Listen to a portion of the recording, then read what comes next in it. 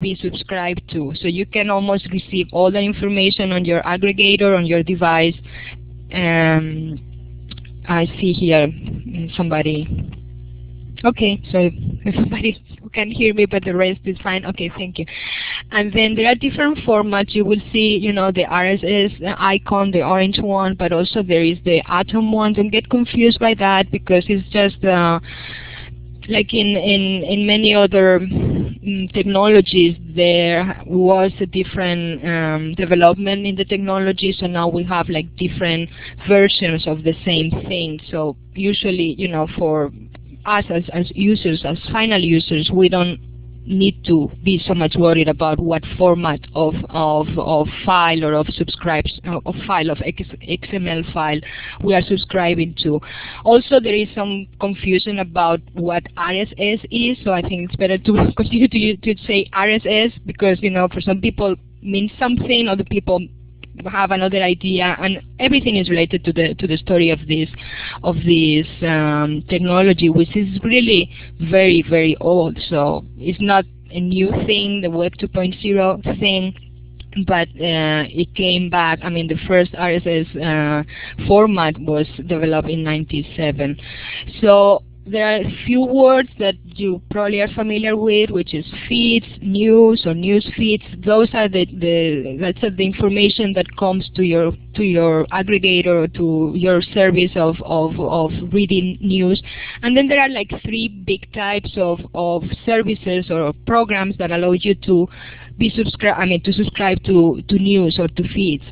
The first ones are called aggregators, like this, or news aggregators, and the big ones right now, I think Google Reader is the biggest, and then before it was Blocklines, and now, you know, there are many others, and as with everything, some of them will stay there forever, other ones will disappear. But right now, Google, as with almost everything, is just taking over, you know.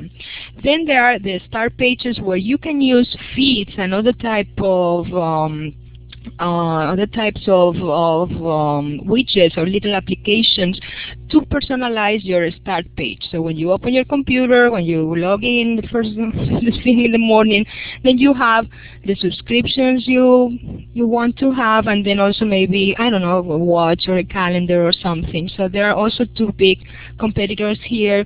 Google, which, you know, it integrates all the things that Google has very, very smoothly, and then now my Yahoo. And then the third step in this type of service is what is called, and also with different names and different ideas there, but we can call them social personalized start pages. So those pages are like start pages. You can create your universe or the things you want to see on the screen every day. I mean, on the main screen, on the first screen in Firefox or whatever browser you need.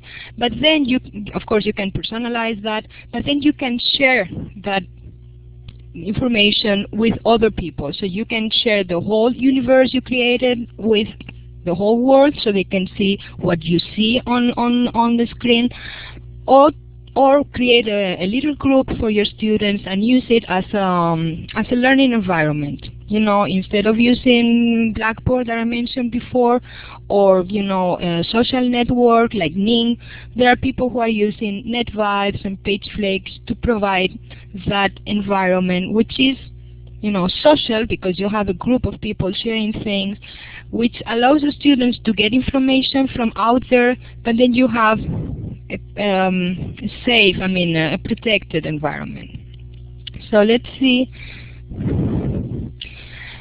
What is important about it is that you can subscribe to almost everything. I think most people, well, and you can correct me, you can chat, or add your comments on the chat if I'm wrong, but most people subscribe to news, from newspapers, so they receive those updates early in the morning, and maybe they subscribe also to blogs and the posts and comments of blogs, but then there are many other things that are made online, like wikis, podcasts, all Twitter updates, entries in Friendster or whatever live stream you may think of, or even the results of search and queries. You can subscribe to those things. So then you will have on your reader, on Google Reader or any other, if you use PageFlix, which is more sophisticated but also is more it's not as reliable, then you can have all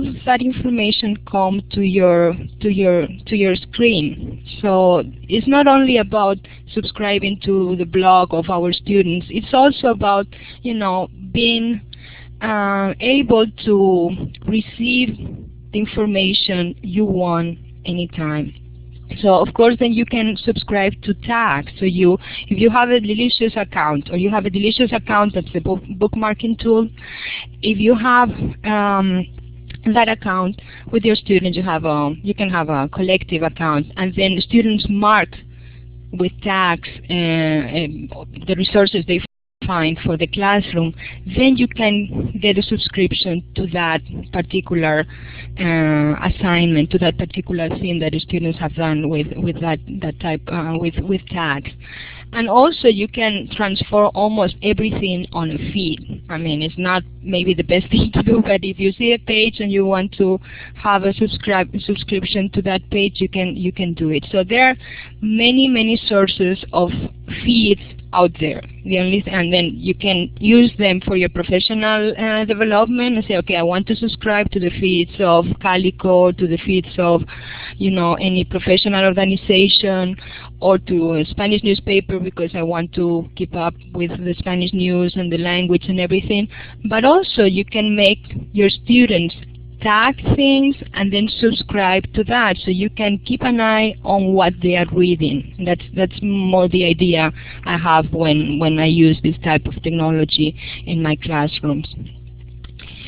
So this is for you to see a little bit of the differences between the regular aggregators like Google Reader. They are really easy to manage. I mean, they have more and more features from 2 or 3 years ago. Now they have many things to many options and tools that they offer you.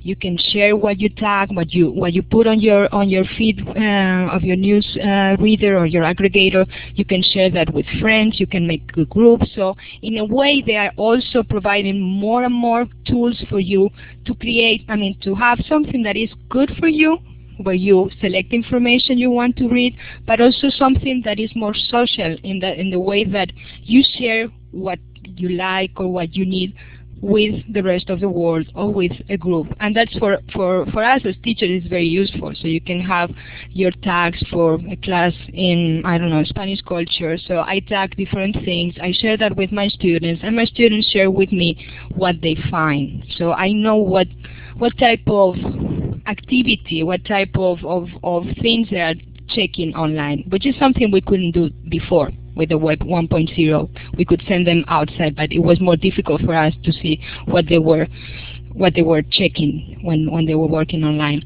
So the aggregators, yeah, that's right. I mean, Carl says, and I agree completely.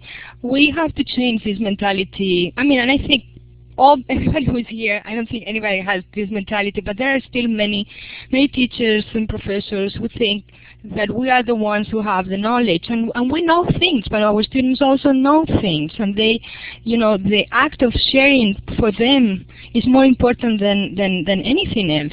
That they know that they can find a resource and then share them with us, and it hasn't to be especially about technology. I mean, they know more things about technology usually, but they know many other things about things in life. So, and then the building together of knowledge is what it needs to be changed. And I think fortunately in language classrooms we are more used to listen to our students because they have to produce things. I mean, we know students have to talk in the classroom. So for us to change and to integrate technology and this type of technology is easier. I mean, than for somebody maybe in philosophy.